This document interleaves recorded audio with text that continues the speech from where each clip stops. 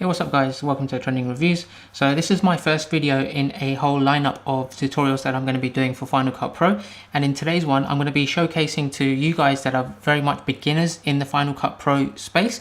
So I'm going to show you a very quick tutorial on how to do the basic functionality to get your video edits perfect. So that includes putting in some clips, adding some music, adding some text, maybe some transitions here and there, and ultimately just rendering a video very quickly. So this is a very basic tutorial for beginners. So if you're very much intermediate or advanced level editors, then this might not be the video for you. So if you wanted to use this for the first time, this is perfect. If you've done video editing in maybe other applications such as Adobe Premiere and you're familiar with this type of thing, but you just want a quick introduction to Final Cut Pro, then this will be good for you as well. So let's just dive straight in.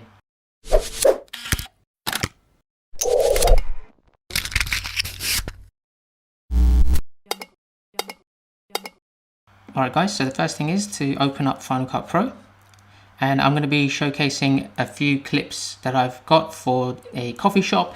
And the first thing you need to be aware of is the different panels that come into this viewport here in Final Cut Pro.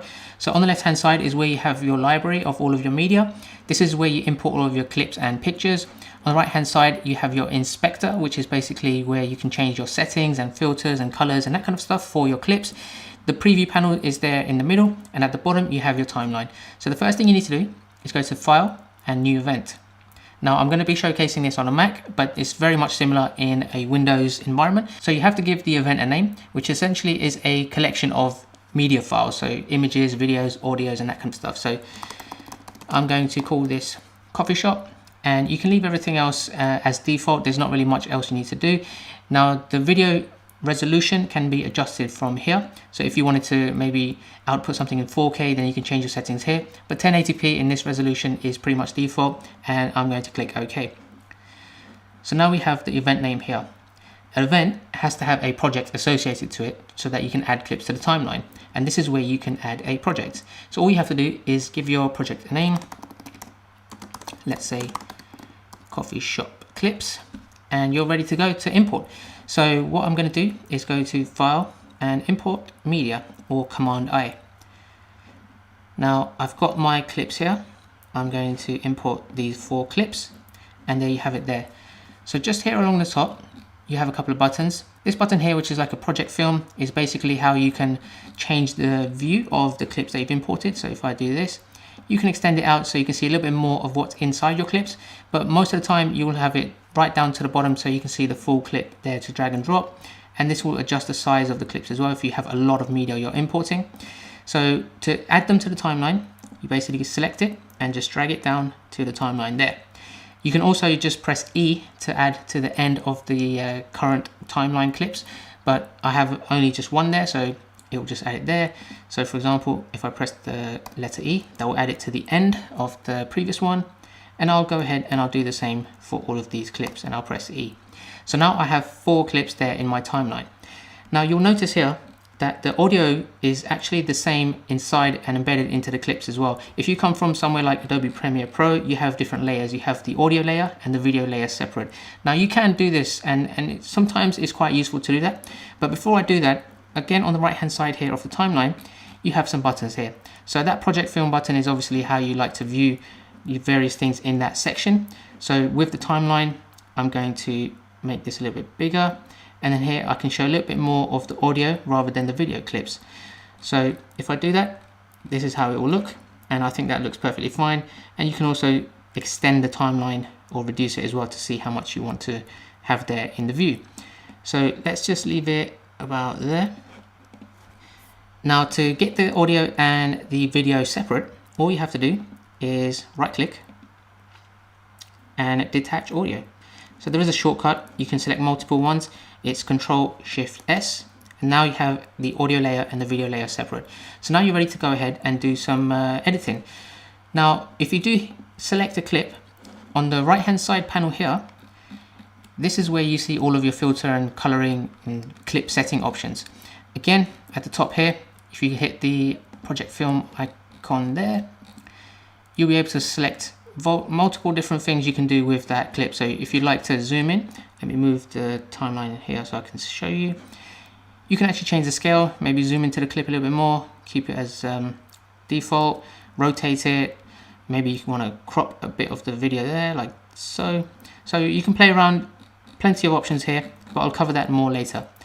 So now what I want to do is I want to basically get some nice clips. That seems fine. It's about 12 seconds. Then I transition into this one. Now I think this is a little bit too long, so what I'd like to do is cut this. Now if I wanted to cut a clip, I basically select it. Now you have some options here. This is what you can do with the timeline, and the one you're looking for is blade or the letter B on your keyboard. If you select that, just hit where you want to cut it, and then that clip becomes 2 separate clips. And then just remember to go back to select, which is A, and then you'll be able to do all of the other adjustments accordingly. So now this clip 2 is separated into 2 separate clips, and all I can do is delete that one. Now as you see, the audio has shifted below because that audio was connected to that original clip. So now the other audios for these clips have moved across. But for this purpose, I'm going to showcase how to add your own background music as well. And most of the time, you can just delete the audio layer and add your own audio as well. So I'll delete that. Now what I like to do is have multiple layers as well for B-roll footage. Now B-roll footage is just some extra footage that you want to play in the background of your actual entire movie.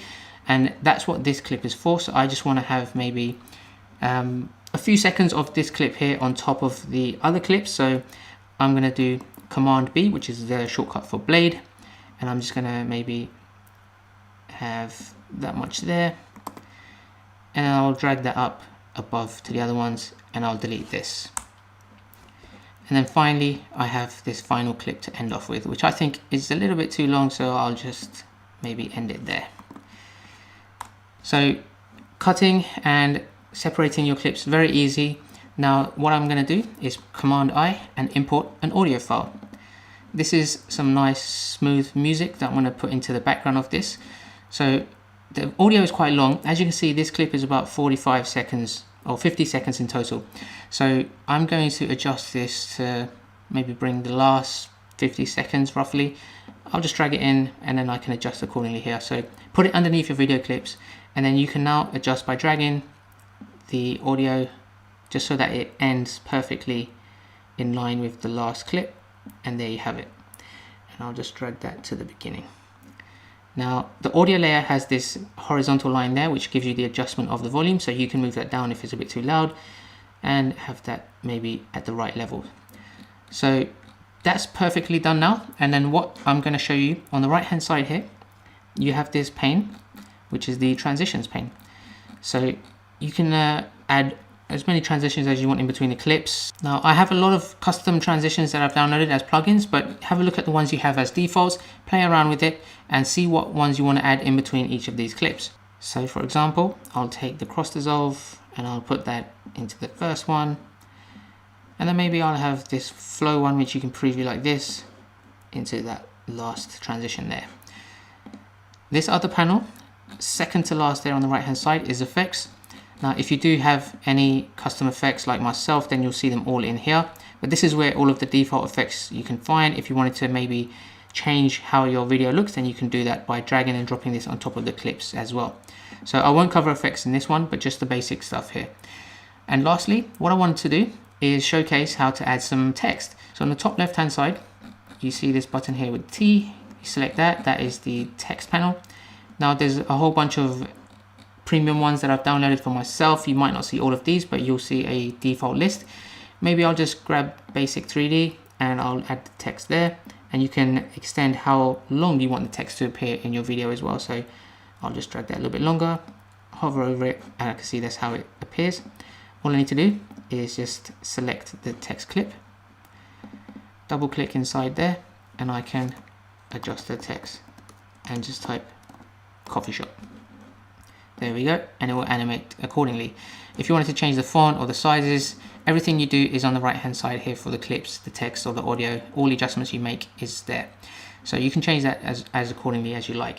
So let's go ahead and see how this looks.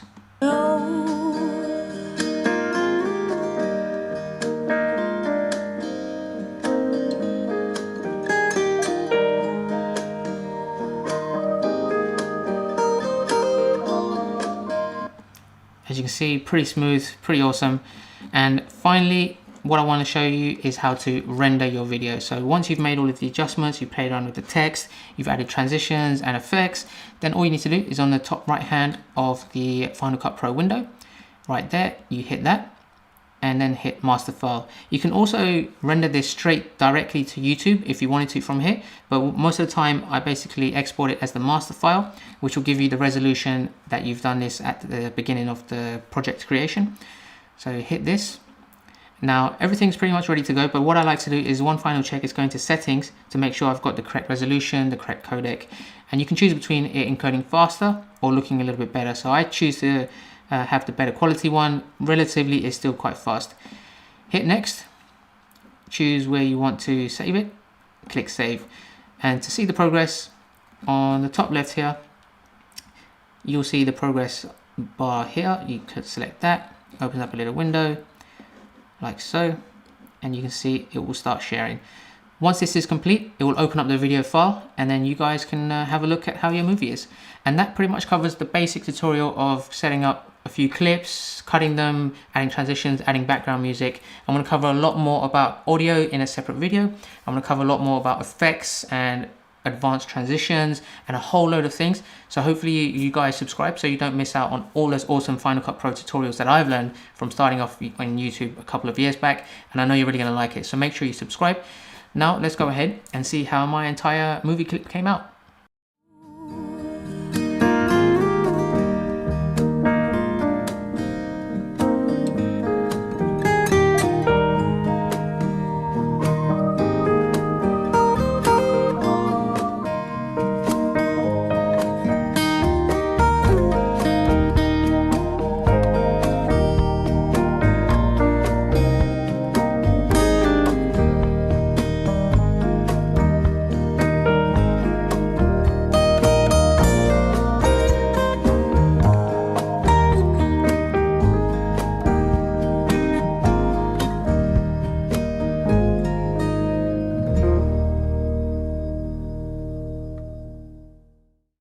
Alright guys, so hopefully that was useful for you if you are starting out with Final Cut Pro.